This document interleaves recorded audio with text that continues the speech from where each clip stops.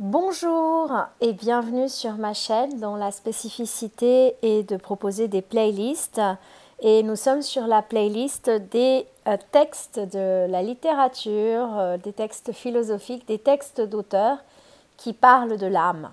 Voilà. Alors aujourd'hui, je vais continuer ma lecture du livre De l'âme de François Cheng, le poète français et chinois.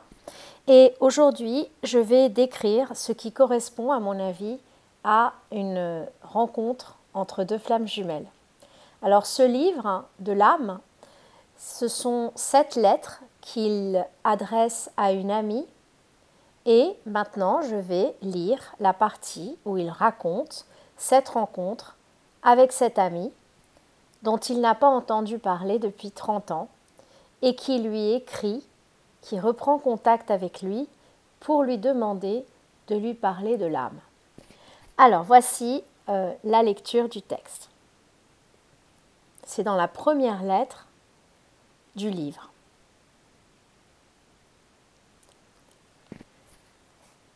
Je me reporte alors à cet instant d'il y a près de 40 ans. Nous étions jeunes, vous bien plus que moi, et nous nous trouvions dans le métro. Moi, assis sur un strapontin, et vous, assise sur celui d'en face. Fascinée, je me demande, d'où vient cette beauté? Comment se fait-il qu'il y ait cette beauté? Et pourquoi soudain est-elle là? Cette beauté, proprement impossible, offerte à ma vue. Ma fascination cède la place à la stupéfaction lorsque, souriante, vous quittez votre siège et venez vous asseoir à côté de moi. Qu'est-il arrivé? J'étais un auteur peu connu et vous m'avez reconnu au milieu de la foule anonyme. Nous avons, bafouillant d'émotion, tenu conversation le temps d'un trajet. Entre autres choses, je vous ai tout de go posé la question: comment assumez-vous votre beauté? Et sachant que vous aspirez à une beauté autre, comment quelqu'un peut-il vous assumer? D'un sourire ingénu, vous avez répondu: si beauté il y a, il faut bien que je l'assume. Quant à quelqu'un d'autre, s'il est autre, comment mesurer sa capacité à assumer? Nous nous sommes revus à plusieurs reprises. Vous n'avez pas manqué de me demander d'expliciter ce que j'entendais par assumer la beauté. Je me souviens vous avoir lancé cette réponse lapidaire. Parce que la beauté implique toujours un destin. Et puis j'ai poursuivi. Devant une femme, étonnamment belle, on est remué sinon bouleversé. Dans le même temps, on éprouve une tremblante appréhension, ou plus exactement, une tendre compassion. On est en présence d'une sorte de miracle de la nature, un don proprement divin. En cela même, cette beauté, telle une fine porcelaine, est fragile. On s'interroge, qu'est-il arrivé là? D'où vient que cette beauté soit et qu'elle suscite émerveillement, émoi, quête? Ou alors, sous une forme désastreuse, envie de conquête? L'univers vivant ne peut-il se contenter d'exister simplement banalement? Pourquoi faut-il qu'il se manifeste par une présence aussi impérieuse? Oui, cette interrogation que m'avait inspirée votre beauté m'habite toujours. Toutes les aurores et tous les couchants, tel mont et telle mer, tous les arbres et toutes les fleurs, tel félin et tel oiseau, la prairie sans bornes parcourue par de superbes chevaux au galop, le ciel sans fond, éblouissant d'étoiles incandescentes, beauté subtile ou sublime, qui nous convaincra qu'elle relèverait de combinaisons de hasard? Ne voyons-nous pas que dès l'origine le désir de vie s'accompagne du désir du beau, prime signal de sens et de valeur? Il y a l'âme du monde qui aspire à la beauté, et il y a l'âme humaine qui y répond par la création artistique à multiples facettes, par la beauté intérieure propre à une âme aimante et aimantante, beauté du regard, du geste, de la donation, qui porte le beau nom de sainteté. Mais la beauté est fragile, surtout quand elle est de chair. Ici, en repensant à vous, je reviens à la beauté de la femme, une des grâces dont ce monde est doté. Elle éclot en milieu humain, semé de contraintes, de périls, fondamentalement vulnérables. Cette beauté requiert des soins constants et délicats. Beauté, mon beau souci de qui l'âme incertaine a, comme l'océan, son flux et son reflux, a écrit Malherbe. Et surtout, elle demande à être aimée, vraiment aimée. Est-ce là chose aisée? Combien d'hommes sont capables d'aimer équitablement une beauté féminine, sans à la longue l'aplatir, l'abîmer?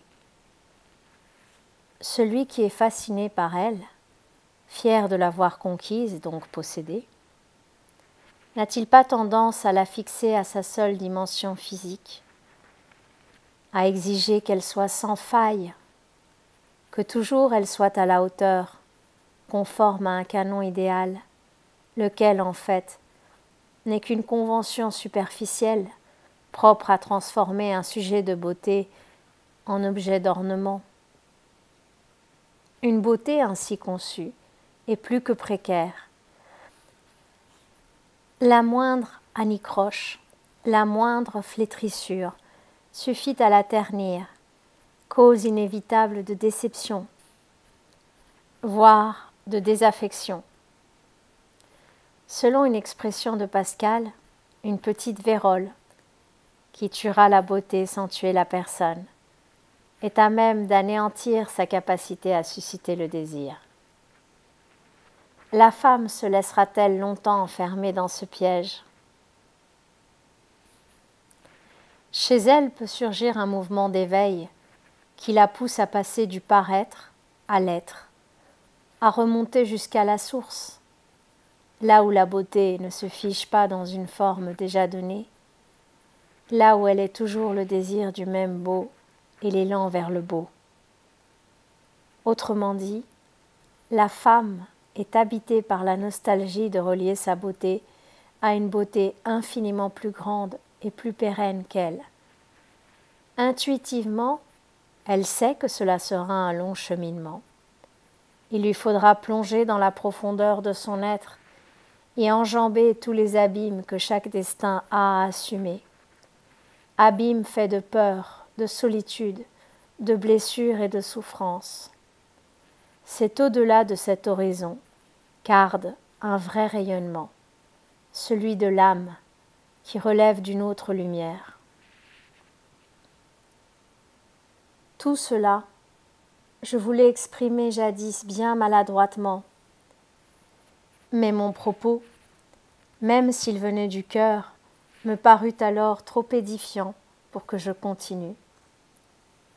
Je m'en tins là, non sans vous avoir à faire un poème dont j'ai gardé toujours une copie pour ma propre gouverne.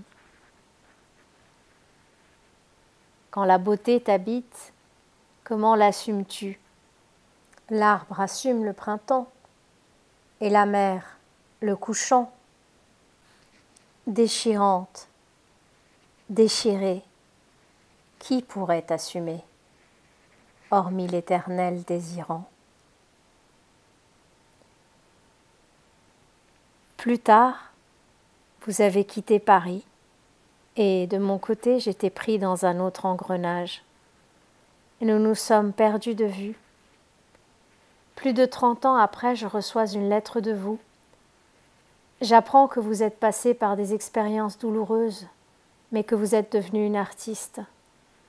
Je vous imagine dans la plénitude de votre automne, alors que moi, je suis, hors de toute prévision, devenu ce survivant, hanté par le très grand âge. Encore une fois, qu'est-il arrivé?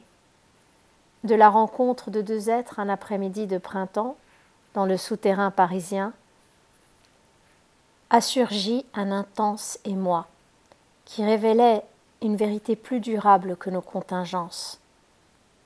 Et il relève d'un autre ordre, qui encore une fois n'est autre que celui de l'âme. J'écris le mot âme, je le prononce en moi-même et je respire une bouffée d'air frais. Par association phonique, j'entends Om, mot par lequel la pensée indienne désigne le souffle primordial. Instantanément, je me sens relié à ce désir initial par lequel l'univers est advenu.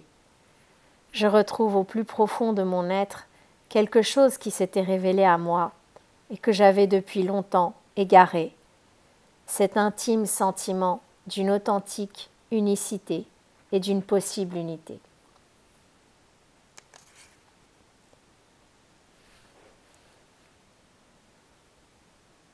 Voilà. Alors, simplement ici, on voit que la rencontre est une rencontre absolument inattendue, qu'elle leur tombe dessus, qu'ils se reconnaissent mutuellement, alors que lui dit n'être qu'un sombre poète peu connu à l'époque. Immédiatement, il est exalté par sa beauté, qui lui rappelle la grandeur de l'univers, qui le reconnecte à la nature, qui le reconnecte à une beauté essentielle. Platon dirait à l'idée de la beauté.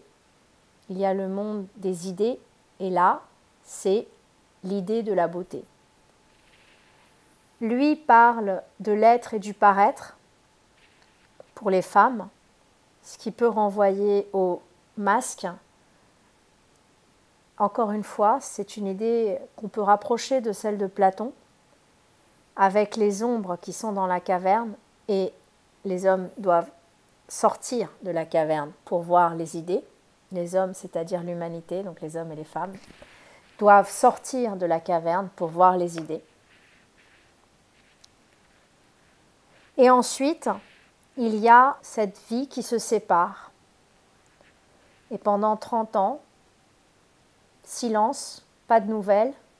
Puis, un beau jour, elle revient. Elle revient après avoir évolué dans sa vie d'artiste. Elle revient après une espèce de parcours initiatique. Si vous réécoutez, vous verrez qu'elle a traversé des souffrances. Elle se confie à lui. Alors, moi, je sais que mon jumeau, il y a eu une vie où nous nous sommes croisés un court instant.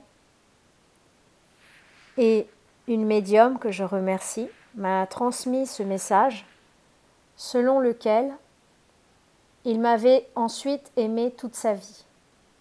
Il n'a jamais sorti cette rencontre de sa tête. Moi, je n'ai pas eu accès à cette vie-là, donc je ne sais pas ce qui s'est passé de mon côté. Je pourrais le savoir dans le cadre d'une régression karmique. Mais quand j'ai rencontré mon jumeau et que nous avons fait l'amour 1h30 plus tard et que c'était la plus belle fois de ma vie et qu'on m'a demandé ce que j'avais éprouvé, j'ai dit que j'ai éprouvé la connexion à la source.